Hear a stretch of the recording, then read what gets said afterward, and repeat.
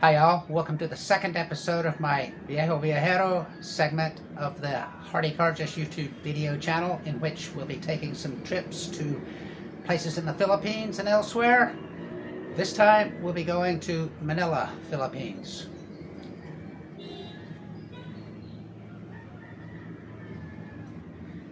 Manila reminds me of nothing so much as Bangkok, Thailand, where I've also spent much time and energy. And if the bars and prostitution are the starkest reminder of that, then the sides are also much in evidence elsewhere. The street food and the street scene most notably. The biggest differences lie in Manila's relatively less development and the lower tourist numbers to match. Part of that could be the Philippines' more remote location, and then there's the greater poverty. There's also the relative difference in their response to the Chinese presence, but be sure that they both have Chinatowns, Jake. Then there's Makati, Ermita, Old Town Intramuros, and still more, but they're all crowded, as the inflated family sizes would indicate, one of the largest outside Africa. But this is the first time I've been to Manila in more than a decade, and it doesn't seem to have changed very much. And that's good, I suppose, but I'm not sure. I see parts of Thailand transforming before my eyes, but that's harder to find in the Philippines. But I've hardly seen it all. Ermita is about all I remember of Manila from my previous 2013 visit, and none of that was very complimentary. So this time I resolved to do some things differently. Firstly, and mostly, that means checking out some new neighborhoods. I was halfway interested in seeing a Manila version of Cebu's Sinulog, so I kept my eyes open to that possibility. But alas and alack, I never really found much there, so I moved on to other things.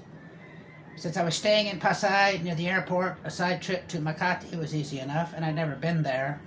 So that's where I went, to see the weekend market, which is well established enough to have some very positive feedback. And it's a long walk, but it's probably worth it, even if the headlines are not so spectacular. And the balls of my feet are plotting revenge. Pasay, where I'm staying, is little more than a glorified bus terminal in close proximity to a rather shambolic airport, best left forgotten. But Makati is more than that, I'm happy to report.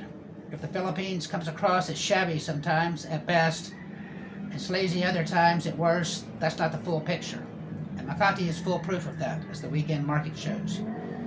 Because this is something that would be right at home in any of my previous adopted centers of chosen existence in the U.S., whether Boulder, Colorado, Portland, Oregon, Berkeley, California, Flagstaff, or Tucson, Arizona, or Hollywood. Whether in the simple fact that they have a hipster market. Chinatown is a disappointment too, but that says as much about the name as the reality. Because when you name a neighborhood Chinatown, that means that there is a local Chinese community, but they really haven't been assimilated. And that's the reason that the name is more common outside of Asia than within. And so they typically respond with souvenir shops in that case, and half-breed restaurants, but not much else. So you find them in Mexico City, Lima, Havana, Cuba, even Guatemala, but not Phnom Penh, Kuala Lumpur, Hanoi, or even Bangkok, Thailand. Unless you count Yaowarat, which has only recently picked up that name as a marketing blurb after decades, even centuries, doing just fine without it.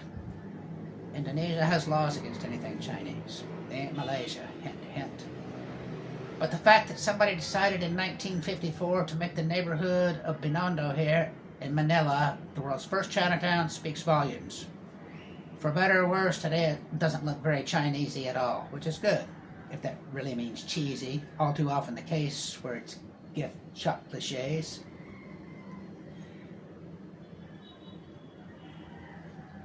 Intramuros is where most of the real historic drama of the Philippines took place. The Spanish conquest and eventual loss to America. Because even if Magellan did his thing in Cebu, Manila has long been the dominant city in the Philippines and the Tagalog-speaking region, which has always ruled. So that means there was Intramuros inside the walls and Extramuros, which lies outside the walls, and the two don't really mix. So if you want to see the Intramuros, then that will take special effort. You don't casually wander into Intramuros. For one thing, there's no motorized transportation there. For another thing, it's enclosed by walls, right? But once inside, it's a colonial gem, the likes of which even Lima or Mexico City would have trouble competing with. That means there's Manila Cathedral, Fort Santiago, San Agustin Church, Baluarte, that is Bulwark de San Diego, Casa Manila, Museo de Intramuros, and more, all from the comfort of your bamboo bike or muscle-powered trike, as the case may be, all with no motors. You can walk it, but that will be a full day, even though the entrance is not so far from the MRT.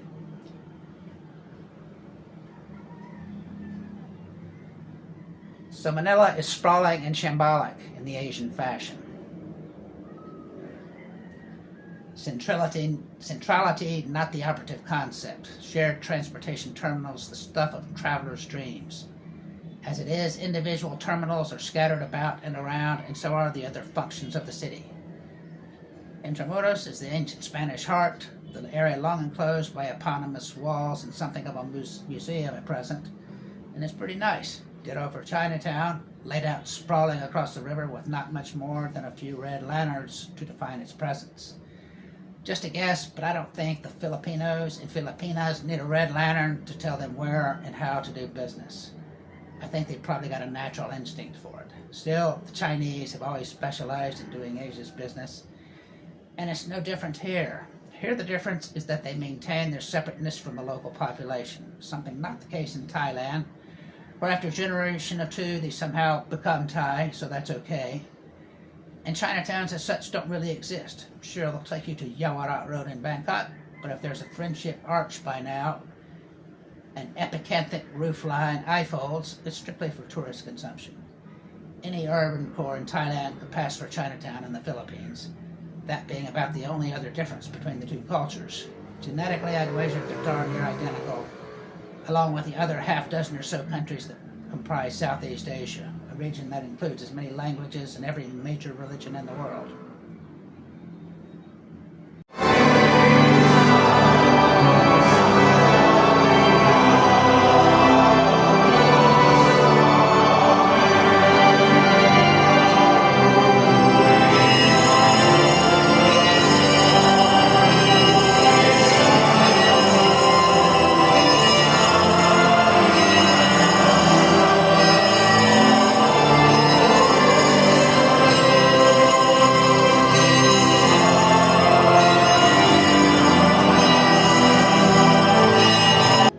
Thank you. If you like this content, please like and subscribe, and next up will be Viejo.